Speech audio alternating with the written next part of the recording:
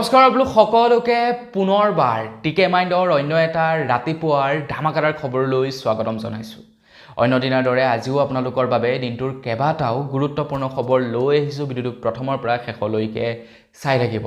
আৰু আজিৰ খবৰটো আৰম্ভ কৰাৰ আগতে সকলোকে এটা অনুৰোধ, যদি খবৰটো চাই ভাল পায় লাইক এটা কৰিবলৈ কিন্তু নাপাহৰিব। আগবাইছোঁ আজিৰ প্ৰথমটো খবৰ ফালে। আপোনালোকৰ ঘৰত যদি বয়োজ্যেষ্ঠ মানুহ আছে তেওঁলোকৰ কাৰণে এটা ভাল খবৰ ওলাই পৰিছে।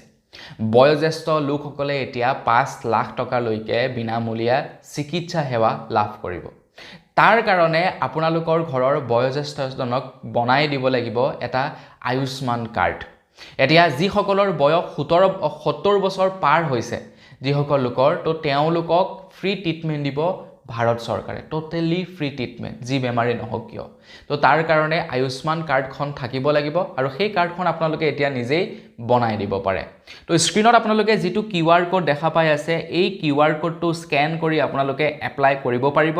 নতুবা 14555 এই নাম্বাৰটোতো কল কৰি আপোনালোকে আয়ুষ্মান কাৰ্ড বনাব পাৰিব ছিনিয়ৰ চিটিজেনসকলৰ কাৰণে। যিসকলৰ বয়স ৭০ বছৰ পাৰ হৈছে তেওঁলোকৰ নামত আয়ুষ্মান কাৰ্ড বনাব পাৰিব। গতিকে আপোনালোকৰ ঘৰতো যদি ৭০ বছৰৰ ওপৰৰ বয়োজ্যেষ্ঠ আছে, ককা আইতা আছে, তেওঁলোকৰ কাৰণে আয়ুষ্মান কাৰ্ডখন বনাই দিয়ক, বা আপোনালোকে যদি নিজে বনাব নোৱাৰে বেলেগৰ কাৰোবাৰ সহায় লৈ হ'লেও বনাই দিব। আগবাইছোঁ ইয়াৰ পাছৰটো খবৰ ফালে। খবৰ ওলাই পৰিছে বন্ধন বেংক, HDFC আৰু পাঞ্জাৱ নেশ্যনেল বেংকৰ একাউণ্ট ব্যৱহাৰকাৰীসকলৰ বাবে। আপোনালোকৰ ঘৰৰ কোনোবাই যদি পাঞ্জাৱ নেশ্যনেল, বন্ধন বেংক আৰু HDFC বেংকৰ একাউণ্ট ব্যৱহাৰ কৰে, তেওঁলোকৰ কাৰণে ১ এপ্ৰিল তাৰিখৰ পৰা বেংকৰ ATMৰ পৰা পইচা উইথড্ৰ কৰা কিছু নিয়ম চেঞ্জ হ'ব। HDFC বেংকে UPI পইচা উইথড্ৰল ক্ষেত্ৰতো এতিয়া লিমিট লগাব। লিমিট পাৰ হৈ গ'লে 23 টকা প্লাছ GST চাৰ্জ কাটিব। পাঞ্জাৱ নেশ্যনেল বেংকে দৈনিক এতিয়া ৫০,০০০ টকা উইথড্ৰ কৰিবৰ কাৰণেহে লিমিট আগবঢ়াব ATMৰ পৰা। তাতকৈ যদি বেছি উইথড্ৰ কৰিবলৈ চাই আপোনালোকে উইথড্ৰ কৰিব নোৱাৰিব পাঞ্জাৱ নেশ্যনেলৰ যিসকলে বেংকৰ একাউণ্ট ব্যৱহাৰ কৰে। বন্ধন বেংকত এতিয়া আনলিমিটেড ফ্ৰী ট্ৰানজেকশ্যন কৰিব নোৱাৰিব ATMত, মাত্ৰ মাহেকত ৫ বাৰহে ফ্ৰীকৈ ট্ৰানজেকশ্যন কৰিব পাৰিব। ৫ বাৰতকৈ বেছি ট্ৰানজেকশ্যন কৰিলে আপোনালোকৰ প্ৰায় ২৫ টকা চাৰ্জেছ কাটিব। HDFC, বন্ধন বেংক আৰু পাঞ্জাৱ নেশ্যনেল এই তিনিওটা বেংকে নিয়ম চেঞ্জ কৰি দিছে। তো ১ এপ্ৰিল তাৰিখৰ পৰা এই নিয়মসমূহ চেঞ্জ হ'ব। গতিকে মনত ৰাখিব, যদিহে আপোনালোকে পাঞ্জাৱ নেশ্যনেল, HDFC আৰু বন্ধন বেংকৰ একাউণ্ট ব্যৱহাৰ কৰে। তো আপুনি বাৰু কোনটো বেংকৰ একাউণ্ট ব্যৱহাৰ কৰে কমেণ্ট ছেকশ্যনত জনাবলৈ নাপাহৰিব। আগবাইছোঁ ইয়াৰ পাছৰটো খবৰ ফালে। গোটেই ভাৰততে বৰ্তমান সময়ত LPG গেছৰ শ্বৰ্টেজ চলি আছে। LPG গেছৰ শ্বৰ্টেজৰ সময়তে ভাৰত পেট্ৰলিয়ামৰ তৰফৰ পৰা জনাইছে যে যিসকল লোকে নেকি বৰ্তমান সময়ত LPG অনলাইন মাধ্যমত বুক কৰিছে তেওঁলোকে 100% LPG চিলিণ্ডাৰ লাভ কৰিছে। আৰু বৰ্তমান সময়ত প্ৰায় 99% মানুহে অনলাইনৰ জৰিয়তে বুকিং কৰিয়েই LPG গেছ লৈছে বুলি ভাৰত পেট্ৰলিয়ামৰ তৰফৰ পৰা জনাইছে। তো এই যি নেকি শ্বৰ্টেজ হৈ আছে, সেই শ্বৰ্টেজ বেছি দিনৰ কাৰণে নাথাকে আৰু খুব সোনকালে সেই শ্বৰ্টেজ নাইকিয়া হ'ব, কিয়নো অলৰেডি এখন জাহাজ আহি পালেহি ভাৰত আৰু সেই জাহাজখনত যথেষ্ট পৰিমাণৰ খাৰুৱা তেল আছে। আৰু তাৰ বিপৰীতে আৰু 2খন জাহাজ আহি আছে, সেই 2খন জাহাজো খুব সোনকালে পাবহি আমাৰ ভাৰত। আৰু তাৰ পাছত আমাৰ ভাৰতত যি আপোনাৰ LPG হওক, পেট্ৰল ডিজেলৰ শ্বৰ্টেজ হৈছে বা যি নেকি মূল্য বৃদ্ধি হৈছে সেয়া কমি যাব, শ্বৰ্টেজ কমি যাব। খুব সোনকালে আপোনালোকে সহজলভ্য হ'ব আগৰ নিচিনাকৈ। এতিয়াতো গাঁওবিলাকত বাৰু পাই আছে, কিন্তু টাউন এৰিয়া মানুহবিলাক বহুতেই সমস্যাত ভুগিছে LPG গেছৰ বাবে। মানে পাবলৈ নাইকিয়া হৈছে, শ্বৰ্টেজ হৈছে, বহুত দামত কিনিব লগা হৈছে। এই সমস্যাবিলাক টাউনৰ মানুহবিলাকৰ বৰ্তমান হৈ আছে। আমাৰ এফাল গাঁৱৰ মানুহ, গাঁৱত থাকোঁ, বিন্দাছ, কথা নাই, খৰিত হ'লেও চলি যায়। আৰু যি কি নহওক, এতিয়া ভাৰত পেট্ৰলিয়ামৰ যিসকলৰ চিলিণ্ডাৰ আছে তেওঁলোকে কেইবাটাও মাধ্যমত গেছ বুক কৰিব পাৰে। প্ৰথমটো হৈ গ'ল তেওঁলোকে 1800222433 এই নাম্বাৰটোত হোৱাটছআপত হাই বুলি মেছেজ কৰিও গেছ বুক কৰিব পাৰে। দ্বিতীয়তে তেওঁলোকে মিছ কল দিব পাৰে 77710965 এই নাম্বাৰটোত মিছ কল দিও তেওঁলোকে LPG গেছ বুক কৰিব পাৰে। আৰু তাৰ লগতে তেওঁলোকে my.ebharatgas.com এই পৰ্টেলটোত গৈও LPG গেছ বুক কৰিব পাৰে, নতুবা গুগল পে', ফোনপে', পেটিএম ব্যৱহাৰ কৰিও তেওঁলোকে LPG গেছ বুক কৰিব পাৰে। মানে ভাৰত পেট্ৰলিয়ামৰ যিসকল কনজিউমাৰ আছে তেওঁলোকৰ কাৰণে বহুখিনি ফেচিলিটি উলিয়াই দিছে ভাৰত পেট্ৰলিয়ামে যিকোনো এটা পদ্ধতিৰ জৰিয়তে তেওঁলোকে যদি গেছ বুক কৰে তেওঁলোকে গেছ পোৱাটো নিশ্চিত গেছ বুক কৰাৰ 4-5 দিনৰ ভিতৰতে তেওঁলোকে গেছ লাভ কৰিব আগবাইছো ইয়াৰ পাছৰটো খবৰ ফালে ইয়াৰ পাছৰ খবৰটো ওলাই পৰিছে ইলেকশ্যন কমিশ্যন ডিপাৰ্টমেণ্টৰ ফালৰ পৰা আহি আছে 9 এপ্ৰিলত নিৰ্বাচন আৰু 9 এপ্ৰিলত নিৰ্বাচনত এইবাৰ বহু লোকে ভোট কেন্দ্ৰ নোযোৱাকৈ ভোট দিব পাৰিব যিসকল 40% শাৰীৰিকভাৱে অক্ষম 40%তকৈ ওপৰ শাৰীৰিকভাৱে অক্ষম তেওঁলোকে ঘৰতে বহি ভোট দিব পাৰিব যিসকলৰ বয়স 85 বছৰতকৈ ওপৰ তেওঁলোকে ঘৰতে বহি ভোট দিব পাৰিব আৰু তাৰ লগতে যিসকলে নেকি আপোনাৰ নিৰ্বাচনৰ ডিউটিত থাকিব তেওঁলোকেও য'ত নিৰ্বাচন হ'ব তাতে তেওঁলোকে ভোট দিব পাৰিব তেওঁলোকৰ প্ৰিয় প্ৰাৰ্থীজনক বেলট পেপাৰৰ জৰিয়তে তো এইবাৰ ইলেকশ্যন কমিশ্যন ডিপাৰ্টমেণ্টে এই তিনিওটা কেটেগৰীৰ কাৰণে ঘৰৰ পৰাই ভোট দিয়াৰ ব্যৱস্থা কৰি দিছে গতিকে আপোনালোকৰ ঘৰতো যদি তেনেকুৱা কোনোবা আছে তেখেতলোকক মানে ভোট কেন্দ্ৰলৈ নিনিয়াকৈ ঘৰৰ পৰাই ভোট দিয়াৰ ব্যৱস্থা কৰি দিব পাৰিব প্ৰথমটো হৈ গ'ল 85 বছৰতকৈ ওপৰ হ'ব লাগিব দ্বিতীয়টো হৈ গ'ল 40%তকৈ বেছি শৰীৰ ডিসেবল হ'ব লাগিব আৰু তাৰ লগতে ইলেকশ্যনত যদি ডিউটি পৰে তেওঁলোকেও ঘৰৰ পৰাই ভোট দিব পাৰিব ইলেকশ্যনত ডিউটি পৰা সকলে অৱশ্যে য'ত তেখেতৰ ডিউটি পৰিব তাতে তেওঁলোকে ভোট দিব পাৰিব আগবাইছো ইয়াৰ পাছৰটো খবৰ ফালে আমাৰ ভাৰতবৰ্ষত বৰ্তমান সময়ত হাৰ্ট এটেকত মৃত্যু হোৱা মানুহৰ সংখ্যা বৃদ্ধি পাইছে সৰু সৰু ল'ৰা ছোৱালীৰ পৰা বয়োজ্যেষ্ঠলৈকে হাৰ্ট এটেকত মৃত্যু হোৱা দেখিবলৈ পাইছো ইয়াৰ একমাত্ৰ কাৰণ হ'ল অত্যাধিক চিন্তা আৰু আমি দৈনিক যি নেকি খাদ্যবস্তু খাওঁ ইয়াৰ প্ৰভাৱ পৰিছে আমাৰ হাৰ্টত বিশেষকৈ আমি যি ফাষ্ট ফুড খাওঁ তেলজাতীয় সামগ্ৰী খাওঁ অত্যাধিক আমি তেল সেৱন কৰোঁ তো ইয়াৰ ডাইৰেক্টলি প্ৰভাৱ পৰে আমাৰ হাৰ্টত আৰু যাৰ কাৰণে নেকি হাৰ্ট এটেকত মৃত্যু হোৱা মানুহৰ সংখ্যা যথেষ্ট পৰিমাণৰ বৃদ্ধি পাই গৈছে গতিকে আপুনিও যদি আপোনাৰ হাৰ্টটো ভালে ৰাখিব বিচাৰে ডক্টৰসকলে দিয়া পৰামৰ্শ অনুসৰি আপোনালোকে দৈনিক আম আৰু আভাকাডো এই দুটা ফল যদি খায় তেন্তে আপোনাৰ হাৰ্টক আপোনালোকে সুস্থ কৰি ৰাখিব পাৰে আৰু আপুনি হাৰ্ট এটেকৰ পৰা বাচিব পাৰে নিজৰ হাৰ্টটোক হেলদি কৰি ৰাখিব পাৰে গতিকে বেছি তেলজাতীয় সামগ্ৰীবিলাক নাখাব বিশেষকৈ ফাষ্ট ফুডবিলাক একেবাৰে নাখাব তো এই ফাষ্ট ফুডবিলাক হয় কি আপোনাৰ কেইদিনৰ তেলত বনাই দিয়ে কেনেকুৱা কোৱালিটিৰ তেল ইউজ কৰে আপোনাৰ ডালডা ইউজ কৰি দিয়ে গতিকে এইবিলাক খোৱাৰ পৰা অকণমান বিৰত থাকিব নাখাব যে তেনেকুৱা নহয় চাফচিকুণ চাই ল'ব যিবিলাকে নেকি অতিমাত্ৰা লেতেৰাকৈ বনায় তেওঁলোকৰ পৰা নাখাব আগবাইছো ইয়াৰ পাছৰটো খবৰ ফালে খবৰ ওলাই পৰিছে 5G নেটৱৰ্কৰ ওপৰত এতিয়া টেলিকম ডিপাৰ্টমেণ্টৰ ফালৰ পৰা জনাইছে যে আমাৰ ভাৰতবৰ্ষত 5G নেটৱৰ্ক প্ৰায় 5,23,000 সংস্থাপন কৰিছে বুলি খবৰ ঘোষণা কৰিছে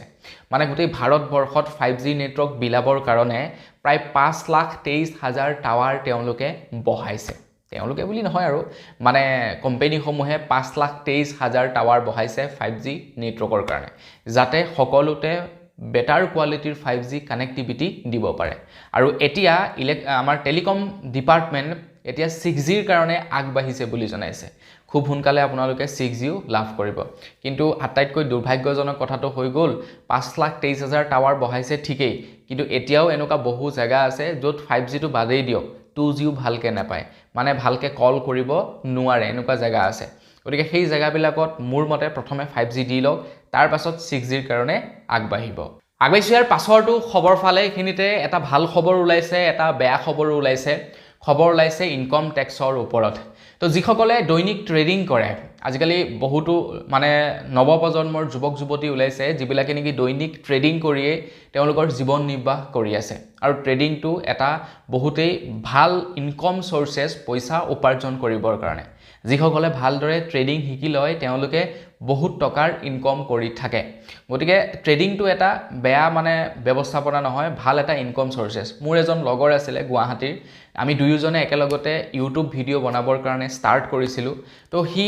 মাজতে ইউটিউব এৰি দিলে ইউটিউব এৰি টোটেলি সি ট্ৰেডিঙৰ ফালে গুচি গ'ল ই এতিয়া ভাল ইনকম কৰি আছে মই ইউটিউবতে থাকিলোঁ ট্ৰেডিংটো নিশিকিলোঁ সি শিকি এতিয়া ভাল টকা ইনকম কৰি আছে সি মাজে মাজে কয় আৰে ভাই আহি জানা গুৱাহাটী শিকাম তোক শিকাই মেলি ট্ৰেইনাৰ বনাই দিম তাৰপিছত তইও ট্ৰেডিং কৰি থাকিবি মই বোলো ভাই মই ঘৰ এৰি যাবলৈ নাই তই শিকি থাক তই কৰি থাক মই মোৰ কামত মজা আছোঁ বাৰু যি কি নহওক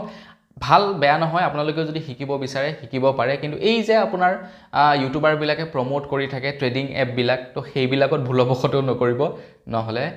পস্তাব কিন্তু আৰু যি কি নহওক এতিয়া ইনকম টেক্সে জনাইছে যে যিসকলে ট্ৰেডিং কৰে তেওঁলোকৰ ইনকমৰ ওপৰত টেক্স এতিয়া বেছিকৈ লগাব ঠিক আছে নতুন বৰ্ষত এই নিয়ম সলনি হ'ব মানে নতুন বিত্তীয় বৰ্ষত এই নিয়ম সলনি হ'ব কিমান টেক্স লগাব কি কথা সেইবিলাক আপোনালোকক পাছে পৰে জনাম কিন্তু যিসকলে ট্ৰেডিং কৰে তেওঁলোকৰ ইনকমৰ ওপৰত টেক্স এতিয়া বেছিকৈ লাগিব এটা ভাল খবৰটো হৈছে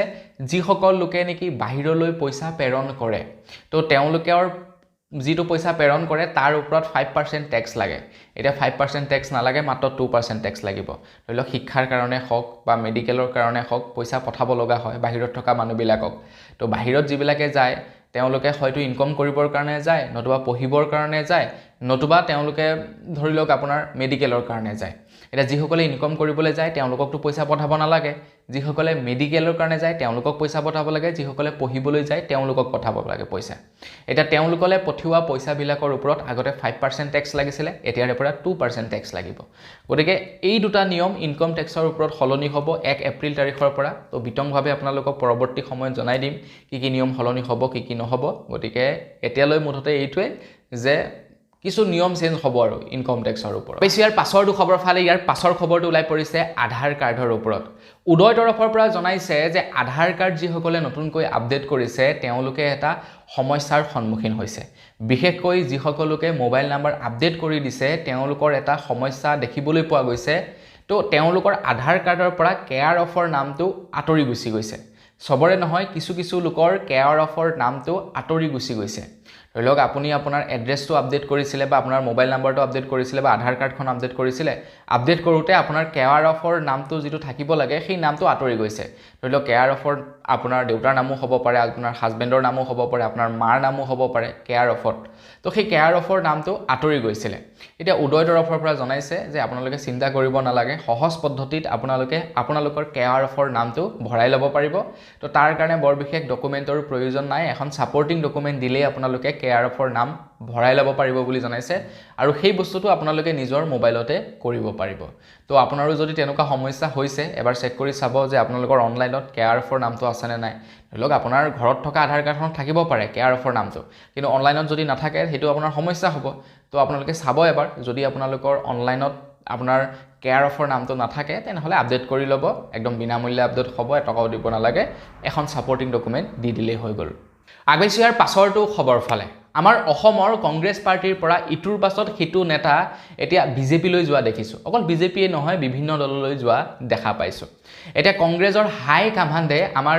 অসমৰ কংগ্ৰেছৰ বেনাৰ পোষ্টাৰসমূহ সলনি কৰি বোলে ভাগৰি পৰিছে প্ৰথমতে ভূপেন বৰা গ'ল গোটেই বেনাৰ পোষ্টাৰ সলাব লগা হ'ল তাৰ পাছত পদ্মুত বৰদলৈ গ'ল এতিয়া পদ্মুত বৰদলৈ যোৱাৰ পাছতো গোটেই বেনাৰ পোষ্টাৰ সলাব লগা হৈছে ধেৰ টকা খৰচা হয় ন হাই কামাণ্ডৰ এতিয়া হাই কামাণ্ডে সেইকাৰণে বোলে অসম প্ৰদেশ কংগ্ৰেছলৈ নিৰ্দেশনা জাৰি কৰি দিছে এইটো কিমান দূৰ মানে খবৰটো সঁচা সেই সম্পৰ্কত নাজানো কাৰণ অফিচিয়েল ষ্টেটমেণ্ট ওলোৱা নাই কিন্তু কিছুমান নিউজত প্ৰকাশ পাইছে কাৰণে আপোনালোকক জনাই দিছোঁ তো খবৰ ওলাই পৰিছে যে হাই কামাণ্ডে কৈছে যে এতিয়াৰে পৰা অসম প্ৰদেশ কংগ্ৰেছৰ যিবিলাক বেনাৰ নিৰ্বাচনী প্ৰচাৰৰ বেনাৰবিলাকত হাতৰ চিনটো আৰু ৰাহুল গান্ধীৰ চিনটোহে থাকিব কাৰণ হাই কামাণ্ডে এতিয়া বোলে মানে বিশ্বাস কৰিবলৈ টান পাইছে অসম প্ৰদেশ কংগ্ৰেছৰ মানুহবিলাকক কাৰণ কোন কেতিয়া গুচি যায় ঠিক নাই ন যিকেইজন আছে বেছিকেইজনটো নাই আৰু দুই এজনেতো আপোনাৰ পদত্যাগ কৰিলে সৰু সৰুৰা যিবিলাক আছিলে তেওঁলোকতো গ'লেই কিন্তু যিসকলৰ মুখবিলাক মানে ব্যৱহাৰ কৰা হয় বেনাৰ পোষ্টাৰবিলাকত তাৰে পৰা দুজন নাইকিয়া হৈ গুচি গ'ল প্ৰথমতে গ'ল আপোনাৰ ভূপেন বৰা তাৰপাছত গ'ল পদ্মুত বৰদলৈ গতিকে এতিয়া খবৰ ওলাই পৰিছে যে হাই কামাণ্ডে কৈছে যে এতিয়াৰে পৰা বেনাৰ পোষ্টাৰবিলাকত কেৱল ৰাহুল গান্ধী আৰু হাতৰ চিনকণহে থাকিব বাকী মানুহবিলাকৰ ফটো নাথাকে এইটো অৱশ্যে অফিচিয়েল ষ্টেটমেণ্ট নহয় জাষ্ট দুই এটা নিউজত খবৰ পাইছোঁ তো তাৰ কাৰণে জনালোঁ আগবাইছোঁ ইয়াৰ পাছৰটো খবৰ ফালে আহি আছে IPL খেল আপোনালোকে বাৰু কোনটো টিমক ছাপোৰ্ট কৰে সেইটো কমেণ্ট ছেকশ্যন জনাবচোন IPLৰ পূৰ্বে এতিয়া খবৰ ওলাই পৰিছে যে IPLৰ যিটো ৰাজস্থান ৰয়েলছ টিমটো এতিয়া বিক্ৰী হ'ব বুলি খবৰ ওলাই পৰিছে খেললৈ বেছি দিন নাই খেলৰ পূৰ্বে এতিয়া খবৰ ওলাইছে ৰাজস্থান ৰয়েলছৰ টিমটি বিক্ৰী হ'ব 10ৰ পৰা 13,000 কোটি টকাত বিক্ৰী হ'ব বুলি এতিয়া খবৰ ওলাই পৰিছে ৰাজস্থান ৰয়েলছ টিমটো আৰু এতিয়া ৰাজস্থান ৰয়েলছ টিমটো কিনিবৰ কাৰণে বহু মানুহ আগবাঢ়ি আহিছে যেনে সৰু সুৰা মানুহেতো কিনিব নোৱাৰে যেনে IPLৰ প্ৰতিষ্ঠাপক সভাপতি Lalit Modi, Aditya Birla group, times of ইণ্ডিয়াৰ সংবাদ গোষ্ঠী, তাৰপিছত IL-T20 এনেকৈ মানে বহুখিনি টিমে বৰ্তমান সময়ত কিনিবৰ কাৰণে ওলাই আহিছে ৰাজস্থান ৰয়েলছৰ টিমটিক। এতিয়া কোনে কিনে নাজানো আৰু, কিন্তু 10ৰ পৰা 13,000 কোটি টকাত বিক্ৰী হ'ব ৰাজস্থান ৰয়েলছ। আগবাইছোঁ ইয়াৰ পাছৰটো খবৰ ফালে। তো খবৰ ওলাই পৰিছে হোজাইৰ পৰা। তো হোজাইৰ প্ৰাক্তন বিধায়ক, বিজেপিৰ প্ৰাক্তন বিধায়ক ৰামকৃষ্ণ ঘোষে বিজেপিৰ ওপৰত এটা বিস্ফোৰক অভিযোগ উত্থাপিত কৰিছে বিজেপি পাৰ্টিৰ ওপৰত। এইবাৰ বিধায়ক ৰামকৃষ্ণ ঘোষে টিকট নাপালে বিজেপিৰ পৰা, আৰু তেখেতে কৈছে যে তেখেতে জুবিন দাৰ প্ৰতিমূৰ্তি নিৰ্মাণ কৰিছিলে, আৰু তাৰ কাৰণে হয়তো তেখেতক টিকটৰ পৰা বঞ্চিত কৰিলে বুলি তেখেতে যোৱাকালি মন্তব্য কৰিছে। যিহেতু বিজেপিৰ এতিয়া প্ৰাৰ্থী তালিকা ঘোষণা কৰি দিলে, কোনে কোনে টিকেট পাইছে, কোনে কোনে নাই পোৱা, সেই সম্পৰ্কে আপোনালোকে দেখা পাইছে। তাৰ পাছত এতিয়া বিজেপিত বিৰাট মানে প্ৰতিবাদ হোৱা দেখিবলৈ পাইছোঁ। যিসকলে ধৰি লওক টিকটৰ আশা কৰি আছিলে, টিকট নাপালে, তেওঁলোকে কিছুমান এতিয়া বেলেগ বেলেগ দললৈ গুচি গৈছে, কোনোবাই আকৌ আপোনাৰ খুব হুজাৰিছে টিকট নোপোৱাৰ কাৰণে। তো তাৰে ভিতৰত এজন ৰামকৃষ্ণ ঘোষ, তেখেতে কৈছে যে জুবিন দাৰ মৃত্যুৰ পাছত তেখেতে জুবিন দাক শ্ৰদ্ধাঞ্জলি জনাই জুবিন দাৰ প্ৰতিমূৰ্তি নিৰ্মাণ কৰিছিলে। অৱশ্যে সেই প্ৰতিমূৰ্তি তেখেতৰ নিজা পইচাৰ দ্বাৰা নিৰ্মাণ কৰিছিলে, দলীয় পইচা তেখেতে খৰচা কৰা নাছিলে। কিন্তু তেখেতে সেই প্ৰতিমূৰ্তি নিৰ্মাণ কৰাৰ কাৰণেই হয়তো তেখেতক